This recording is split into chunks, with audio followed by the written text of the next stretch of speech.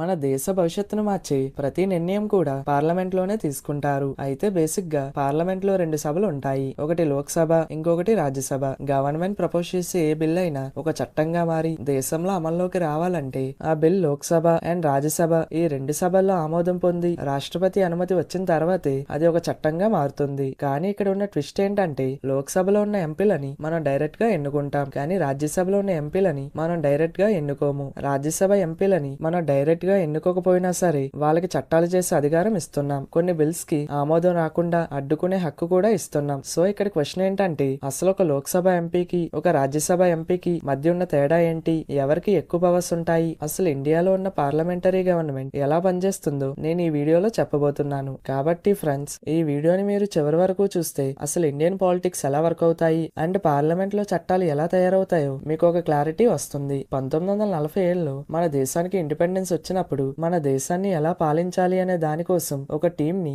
రాజ్యాంగం తయారు చేయమని పంపించారు. అలా 1950 జనవరి 26న భారత రాజ్యాంగం అమల్లోకి వచ్చింది. ఆ రాజ్యాంగంలోని వేరే దేశాల ఆధారంగా లోక్సభ, రాజ్యసభ అనే రెండు సభల్ని తీసుకొచ్చారు. 1951 నుండి 52 మధ్యలో మన దేశంలో మొదటిసారిగా ఎన్నికలు జరిగాయి. అలా మొదటిసారిగా మన దేశంలో లోక్సభ ఏర్పడింది. తర్వాత ప్రతి రాష్ట్రాల్లో ఉండే ఎమ్మెల్యేల ద్వారా రాజ్యసభ ఏర్పడింది. రాజ్యసభ మొదటి సమావేశం 1952లో జరిగింది. మన దేశంలో 140 కోట్లకి పైగా ప్రజలు ఉన్నారు. మనమందరం కలిసి ప్రతి చట్టం గురించి మాట్లాడడం లేదా ప్రతి నిర్ణయం తీసుకోవడం సాధ్యం కాదు. అందుకే ప్రజలు ఎన్నికల ద్వారా తమ తరపున మాట్లాడే నాయకులను ఎన్నుకుంటారు. ఒక కొత్త చట్టం చేయాలన్నా, పాత చట్టాన్ని మార్చాలన్నా, ప్రభుత్వ ఖర్చులకు అనుమతి ఇవ్వాలన్నా, ప్రజలపై ట్యాక్సులు విధించాలన్నా పార్లమెంట్ ఆమోదం అవసరం. మన దేశ పార్లమెంట్ 3 భాగాలతో ఏర్పడుతుంది: లోక్సభ, రాజ్యసభ, రాష్ట్రపతి. ముందుగా లోక్సభ గురించి తెలుసుకుందాం. లోక్సభ మన దేశ పార్లమెంట్ లో ఉంటుంది. ప్రస్తుతం ఈ లోక్సభలో మొత్తం 543 సీట్లు ఉన్నాయి. మన దేశం మొత్తాన్ని పాపులేషన్ ఆధారంగా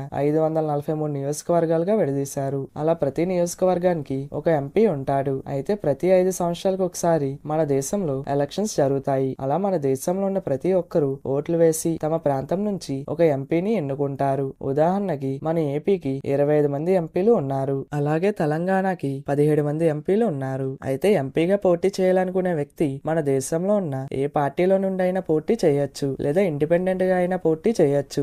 ఎంపీగా పోటీ చేయాలనుకునే వ్యక్తికి కనీసం 25 సంవత్సరాలు ఉండాలి. అలాగే ఇండియన్ సిటిజన్ అయి ఉండాలి. లోక్సభ ఎన్నికల్లో ఏ పార్టీకి ఎక్కువ సీట్లు వస్తే ఆ పార్టీ గవర్నమెంట్ ఫామ్ చేస్తుంది. అంటే 543 సీట్లలో 272 సీట్లు గెలిస్తే చాలు ఆ పార్టీ గవర్నమెంట్ ఫామ్ చేయొచ్చు. ఇప్పుడు ఆ 272 మంది ఎంపీలు కలిసి ప్రధానమంత్రిని ఎన్నుకుంటారు. ఒకవేళ ఏ పార్టీకి కూడా మెజారిటీ సీట్లు రాకపోతే అప్పుడు రాష్ట్రపతి ఎక్కువ సీట్లు గెలిచిన పార్టీకి వేరే పార్టీలతో కలిసి గవర్నమెంట్ ని ఫామ్ చేయమని చెప్తారు. ఒకవేళ అలా కూడా జరగకపోతే మళ్ళీ రీఎలక్షన్ జరిపే అవకాశం ఉంటుంది. లోక్సభలో ఎంపికైన ఎంపీల పదవీ కాలం 5 సంవత్సరాలు ఉంటుంది. 5 సంవత్సరాలు పూర్తయిన తర్వాత మళ్ళీ ఎలక్షన్స్ జరుగుతాయి. ఎంపీలు పీఎం ని ఎన్నుకుంటారు. మళ్ళీ ఇదే ప్రాసెస్ రిపీటెడ్ గా జరుగుతుంది. లోక్సభ సమావేశాలను నిర్వహించే వ్యక్తిని స్పీకర్ అని అంటారు. సభలో ఎవరు మాట్లాడాలి, ఎంతసేపు మాట్లాడాలి, నియమాలు పాటిస్తున్నారా లేదా అనే విషయాలను స్పీకర్ పర్యవేక్షిస్తారు. అయితే లోక్సభలో ఉన్న స్పీకర్ ప్రధానంగా రూలింగ్ పార్టీకి చెందినవాడై ఉంటాడు.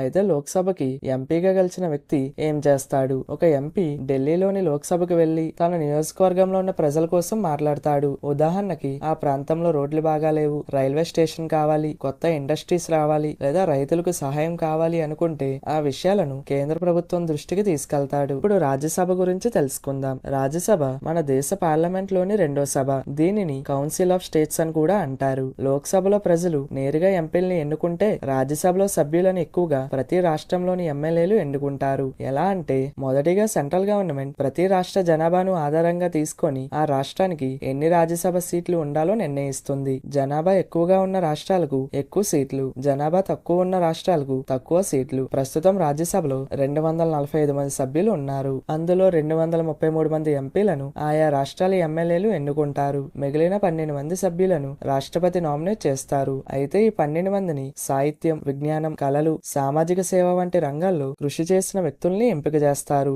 ఉదాహరణకి సచిన్ టెండూల్కర్, లతా మంగేష్కర్, విజేంద్ర ప్రసాద్, సుధామూర్తి, పిటి ఉషా వంటి ప్రముఖులు ప్రజల ఓట్ల ద్వారా కాకుండా రాష్ట్రపతి నామినేషన్ ద్వారా రాజ్యసభకు సభ్యులయ్యారు. అయితే రాష్ట్రపతి స్వయంగా ఈ నిర్ణయం తీసుకోరు. ప్రధానమంత్రి మరియు కేంద్ర మంత్రివర్గం ఇచ్చే సలహా మేరకు రాష్ట్రపతి నామినేషన్లు చేస్తారు. కానీ రాజ్యసభ సభ్యులు సభ్యులను ప్రజలు నేరుగా ఎన్నుకోరు. రాష్ట్ర అసెంబ్లీలో ఉన్న ఎమ్మెల్యేలు ఓటు వేసి రాజ్యసభ సభ్యులను ఎన్నుకుంటారు. ఉదాహరణకు ఆంధ్రప్రదేశ్ కు కేటాయించిన రాజ్యసభ స్థానాలకు ఆంధ్రప్రదేశ్ ఎమ్మెల్యేలు ఓటు వేస్తారు. ఒక వ్యక్తి రాజ్యసభ సభ్యుడు అవ్వాలంటే ఇండియన్ సిటిజన్ అయి ఉండాలి. కనీసం 30 సంవత్సరాల వయసు ఉండాలి. రాజ్యసభ సభ్యుడి పదవీ కాలం 6 సంవత్సరాలు. అయితే ప్రతి 2 ఏళ్లకు ఒకసారి రాజ్యసభ సభ్యుల్లో 3వ వంతు మంది పదవీ విరమణ చేస్తారు. వారి స్థానాల్లో కొత్త సభ్యులు వస్తారు. అందుకే రాజ్యసభను పర్మనెంట్ హౌస్ అని అంటారు. మన దేశ ఉపరాష్ట్రపతి రాజ్యసభకు చైర్మన్ గా ఉంటారు. అందుకే వెంకయ్య నాయుడు గారు కూడా ఉపరాష్ట్రపతిగా ఉన్నప్పుడు రాజ్యసభకు చైర్మన్ గా ఉండేవారు.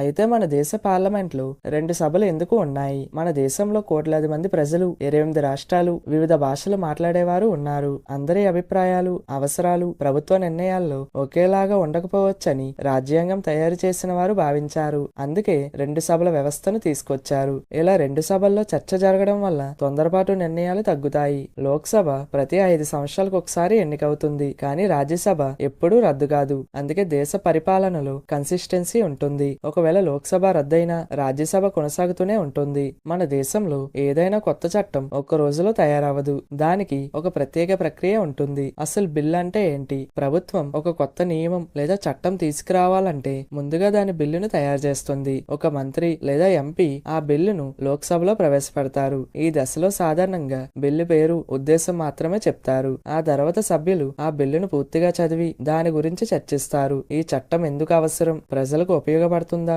ఏమైనా సమస్యలు ఉన్నాయనే విషయాలపై చర్చ జరుగుతుంది. చర్చ పూర్తయ్యాక సభలో ఓటింగ్ నిర్వహిస్తారు. ఎక్కువ మంది సభ్యులు బిల్లుకు మద్దతు ఇస్తే అది ఆమోదం పొందుతుంది. లోక్సభలో ఆమోదం పొందిన బిల్లు రాజ్యసభకు వెళ్తుంది. రాజ్యసభలో కూడా మళ్ళీ చర్చించడం, ఓటింగ్ అన్ని జరుగుతాయి. అయితే ఇక్కడ రాజ్యసభకి 3 ఆప్షన్స్ ఉంటాయి. ఆప్షన్ 1 లోక్సభ నుండి వచ్చిన బిల్ ని నేరుగా ఆమోదించడం. ఆప్షన్ 2 ఆ బిల్లుకి ఏమైనా మార్పులు సూచిస్తే లోక్సభ మార్పులు చెయ్యాలి. ఆప్షన్ 3 ఆ బిల్లుని రిజెక్ట్ చేయవచ్చు.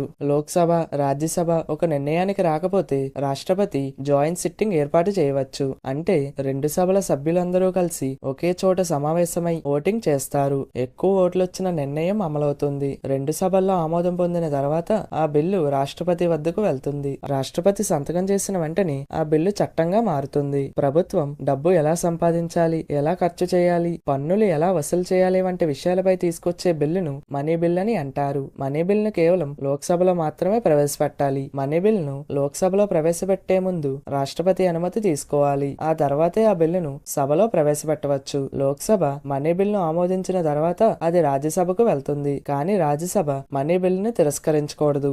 రాజ్యసభకు మనీ బిల్ పంపిన తర్వాత 14 రోజుల్లోపు తిరిగి పంపాలి. లోక్సభ మరియు రాజ్యసభను కలిపి పార్లమెంట్ అని అంటారు.